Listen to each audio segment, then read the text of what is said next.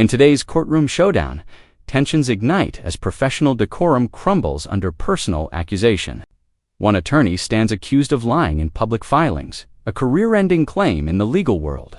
Integrity, gender bias, and courtroom ethics collide as the judge is forced to step in. Stick around, what unfolds next blurs the line between professional rivalry and personal attack in one of the most intense exchanges we've seen this year. All right, this has come back to me. I don't know if it's really a motion, but I don't know who would like to start, but I certainly have some questions. I have a few things to put on the record, but I'll defer to Mr. Dowse if he wants to go first. I have no problem with that. I do not need to go first. So. Well, you might need to. I'm going to let you put on what you need to put on the record, because I think the last communication I saw, Mr. Dowse had filed something and you had requested whether or not we needed a written response or whether or not you could give an oral response. I think my staff had indicated what my answer was and that you could give an oral response on the record. So if that's where you'd like to start, go ahead. That's correct, Your Honor, and thank you for the opportunity to do so. I actually don't know where to start. This is a unique situation. I've never been accused in a public filing of lying. I've never been told that my narrative is sanctionable. So I'm not sure exactly where to start. I will start. Well, I've got some things to say about that, but go ahead. Because and Mr. Dowse, I'm just going to tell you, I don't expect attorneys to necessarily like each other. I don't even care whether they like each other. Whether they talk to each other is irrelevant to me unless they cannot communicate in some professional way. But as I've told other attorneys, and particularly, and I'll name him Mr. Bennett, when he came and he accused somebody of some type of misconduct, that when that statement is made, the court has to look at that. And so I made it very clear to him, and I'll make it clear to you. If those are the kinds of things that are going to happen, you better be ready to roll with it, and you better have it. Because if you don't, that's sanction. Ms. Tanner, you may proceed.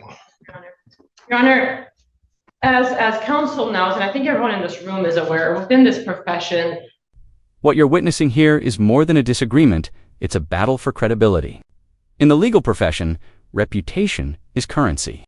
Once that's questioned, everything else, argument, evidence, even truth, starts to crumble.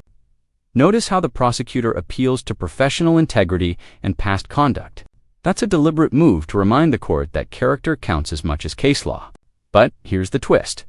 Beneath the formal language, there's deep emotion and resentment brewing. Ask yourself, is this still about the case, or is pride taking over? Our reputation and our integrity is everything. Throughout my career, I've routinely made decisions that were difficult decisions to make in a lot of aspects. I've been able to make those decisions because my reputation and my integrity are that important to me. Quite frankly, no case is worth me losing everything I've worked so hard for. What I've also routinely done in front of Your Honor, as well as other judges, is stand up here and make a point of defending opposing counsels when other people have accused them of anything from lying to misconduct and so on. The reason I make a point of doing that, even though in many situations that has truly not been necessary, is because I want to be very clear how important it is that we don't throw out baseless accusations at people. It's not a new situation to me necessarily to encounter a situation with opposing counsel where we disagree, where we misunderstand each other. I don't take offense. I've gone head to head with some of the best attorneys in this county as well as other counties. And not once have I been accused of what defense counsel is accusing me of. And what bothers me more is I actually started out respecting defense counsel a great deal. As far as I knew, we had a fine working relationship, and I had no reason to believe that anything changed. I think I in this situation, have been more patient respectful and understanding of this defense counsel than I would have been with a lot of other counsel for that reason, because we started out respecting each other. Obviously, we've had a point where that's changed. I'm not sure exactly why, and maybe counsel will enlighten us today, but he seems to have a personal problem. I am perfectly fine arguing law. I'm perfectly fine arguing procedure. I am not fine with personal attacks. Those personal attacks are not just in the written form in these public filings where I'm being accused of all kinds of things. They've also been verbal. They've also been contained in an email communication. I have an email, and quite frankly, Your Honor, I wasn't going to bring this up because I don't take personal offense. This field makes us develop very thick skin. And I don't anticipate in dealing with other people within this field for them to have thinner skin than I do. And perhaps that is my mistake, and I need to be more cautious and aware of people's hurt feelings and how it affects how they conduct themselves. I do want to put this on the record because I think it speaks to why we saw the reply that we saw. This is an email from September 25th of this year from Mr. Douse to myself. It's in response to a request he made, a reply I sent him, which again, we can certainly look at that, but this is the part I'm not concerned about. Curious, you can articulate and posture all you want, Marie. Just don't think for a second that I'm not seeing right through you. I don't know what the intent of that email was. What I do know, it's not necessary for what was being discussed. What I know is that it's a personal attack. This moment marks a major shift.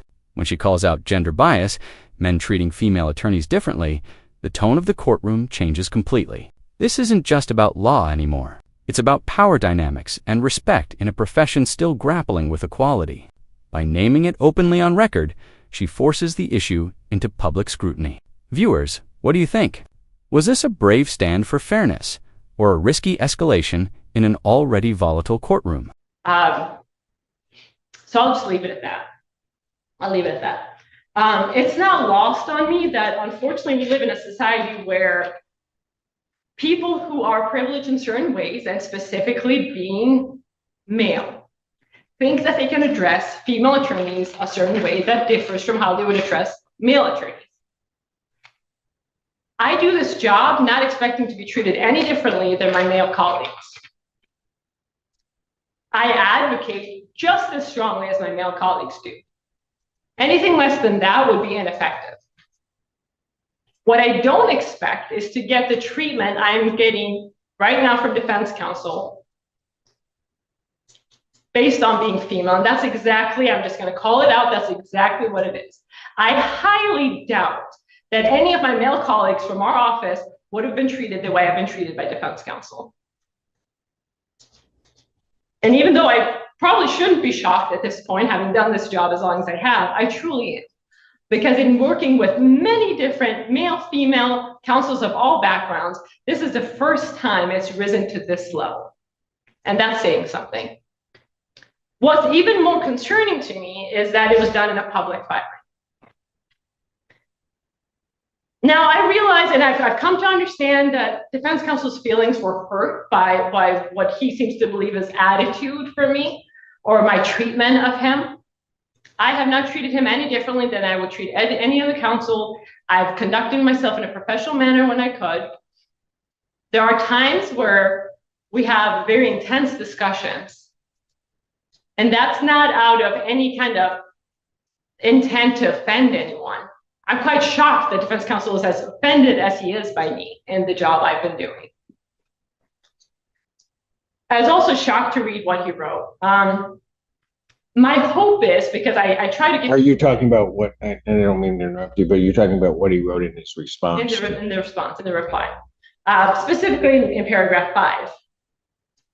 My hope is that counsel's kind of passions and hurt feelings took over, and that logic and common sense just didn't catch up quick enough before he filed that reply. So with the court's permission, I'd like to offer him an opportunity to essentially withdraw paragraph 5 of his reply and ask the court to strike it from the public record. I think that's the appropriate thing to do. I'm not going to sit here and ask for an apology, but at the very least, that is what he could do to remedy the situation. And I do have serious concerns about his ability to efficiently represent his client when he seems to have such hurt feelings and such a personal problem with him. So that might be something he might want to consider. And I'm not going to discuss the case. That's something I appreciate the opportunity to put that on the record. I felt the need to defend myself. Judge Barr was present for a great deal of our conversation, actually all of our conversation in chambers. And I'll kind of leave it at that. As to that issue, and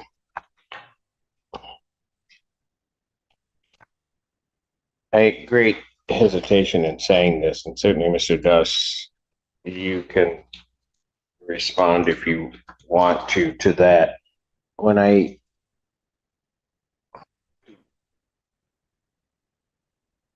let me just say this before you respond.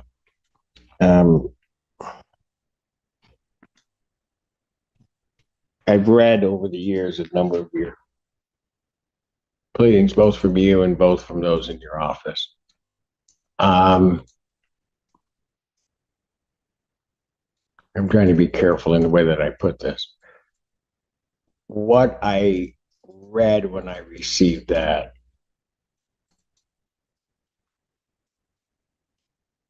I was surprised. Surprised, and I will say a little bit taken aback. Mainly because, and you know me, I'll just be blunt, I expected better from you.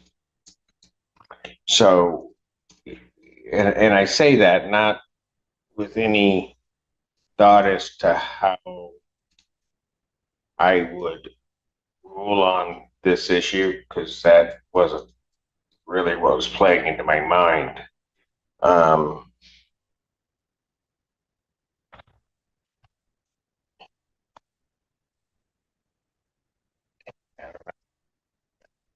Just expected better. Go ahead, Mr. Doss. Thank you. This is not personal, Judge. This is professional. Which part? What I have put in writing and submitted to the court. No, Mr. Doss. And I'll let you go on. But no, this was clearly personal. I have been reading briefs and preparing briefs, memorandums for over 30 some odd years. I've been reading them as a judge for over a quarter century. If I say to an attorney that I'm taken back by what you put in and that I expected better, you can take that however you will. You can defend yourself. You can say I'm all wrong, that I'm washed up, that somehow or another you can say whatever you want. But I don't say it unless I mean it. Understood. Go ahead.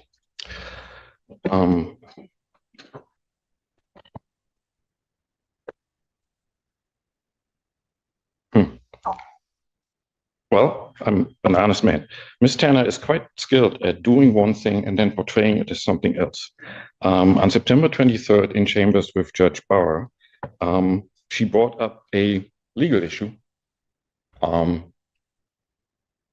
which there is no support, no authority. We sought to have a conversation about that, and there was no conversation to be had with Ms. Tanner. And so the exam ended up being adjourned because Judge Barr at the moment was not in a position to decide any of this. The legal issue before the court is, there's no dispute that preliminary examinations are governed by statutes, court rules, and the Michigan Rules of Evidence. And under those rules, under MRE 4482C, defense counsel at exam at a CSC case may inquire about what is permitted within those rules.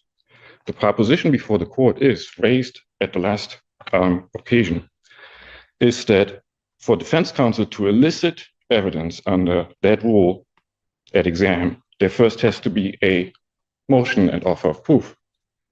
For that proposition, there's no authority whatsoever. Okay, Mr. Doss, can I just stop you since you want to get into the substance of it? Let me just say this. All the years I've been sitting on the bench, the rape shield statute has applied at preliminary examination. Because if it didn't, it frankly makes no sense. To say to someone, Here, the legal heart of the conflict emerges. The debate over the rape shield statute and whether it applies at the preliminary examination stage. This isn't just academic. It defines how far a defense can go in questioning a victim's sexual history before trial. The judge's response is clear and firm. Protecting victims' privacy must remain consistent at every stage. What's powerful here is the subtext. The law itself becomes the battleground for justice, and the courtroom turns from argument to moral reckoning. afford you these protections from this intrusion into your life here, but we don't do it here, makes no sense. Because it's one of those things that once the cow has left the field, it's out. It's just there. And so it doesn't make any sense. Moreover, Mr. Doss, I was a bit surprised by it because your colleague, Mr. Shea, has argued the rape shield at preliminary examination, I believe on 2 occasions, but certainly one before me, and never indicated, never said whatsoever that it does not apply at preliminary examination.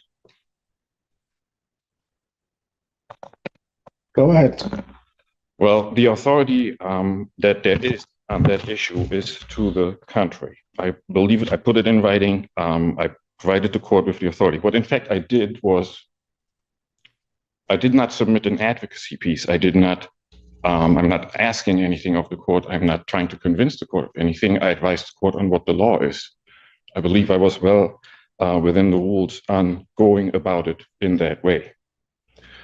As far as now what Ms. Tanner put on the record earlier, I understood, based on what the law is, that Ms. Tanner on September 23rd was taking an unsupported legal position and was in a way misinforming Judge Barr about it and was not having a conversation about it. What, misinforming Judge Barr that the rape shield applied at preliminary examination? Yes. She would be taking a position that has been the long-standing practice in this county. How can you say that she's somehow just come out with something out of thin air? Show me one case, Mr. Dawson, in this county where rape shield has not been applied and not stood at preliminary examination. The aspect that doesn't apply is the mechanism of a motion and offer of proof in MCL 750520J2. That aspect is just not applicable at this stage. It comes into play once the case is bound over. And that's the very issue that Ms. Tanner raised. She approached me asking whether I would elicit any testimony. So, Mr. Das, you paint yourself into a corner. Because if that's the argument, then none of it comes out at prelim. Because the judge at prelim is the gatekeeper of all of that. And so what would actually end up happening is none of it would come in, ever. And then you go ahead and just make your argument in, circuit court. Well, I understand we disagree on what the applicable law is on the issue. I did put it in writing. It is published. Oh, but I'm talking about two different things, Mr. Doss. I'm saying if you're indicating that the doctrine of rape shield and the protections that it supports afford do not apply at prelim, then the judge, quite frankly, has the option of not hearing that testimony. Plain and simple. And then I just don't let it in. If I'm handling it, I don't let it in. And then you're going to have to deal with it as you want to deal with it in circuit court, which you won't get it in there. If what the court describes were so, then the court would at that moment disallow the admission of relevant evidence under the court rules. It's irrelevant. Somebody's past sexual history is irrelevant. I could just say that and I'm done. Not with the defendant. Pardon? That's what the law said. That's what the court rule says, not with the defendant. That is not what the rule says. So, if I can go back once more. The very core item that's at issue is whether defense counsel before exam needs to provide a written motion and offer of proof if defense counsel wishes to inquire into evidence under 404A2C. And the law on that is that no, defense counsel is not required to do that. Defense counsel may inquire under the rule. Okay.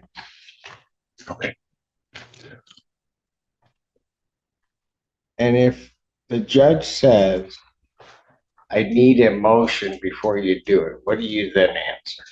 I would ask the judge, what is the legal basis for making that requirement? And the judge is going to say, because I said so.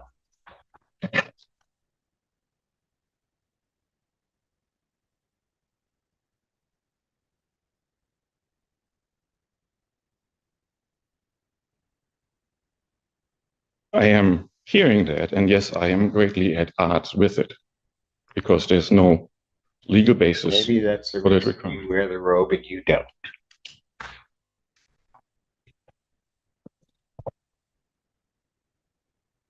All right. I did submit in writing what I know the law to be, and I stand by that. Anything additional, Mr. At this point, Your Honor. All right. This court is ready to rule so that there's an order that fashion Judge Barr can deal with. And that is that this court indeed does believe that the rape shield statutes were intended to offer certain protections to potential victims. That evidence, and this specifically needs to be noted, that evidence shall not be elicited at preliminary examination in any greater or lesser fashion, but in the same manner as that evidence would be alluded to at trial. To do otherwise would make the rape shield a nullity in its entirety. And so therefore, that evidence will not be allowed until such time as the court has had an opportunity to see what evidence is proffered at preliminary examination, is going to be proffered at preliminary examination. Tana, you will prepare the order. I will sign off, and that is it. In the end, the court rules decisively, reaffirming that rape shield protections apply equally at the preliminary hearing. The judge's tone signals disappointment in the defense's conduct, but steadiness in upholding principle. This case wasn't just about law. It was about professionalism, ethics, and respect, the pillars that hold the justice system together. If you found this case as shocking as we did, make sure to hit that like button, share your thoughts in the comments, and subscribe for more jaw-dropping courtroom breakdowns. Justice isn't always clean, but it's always compelling.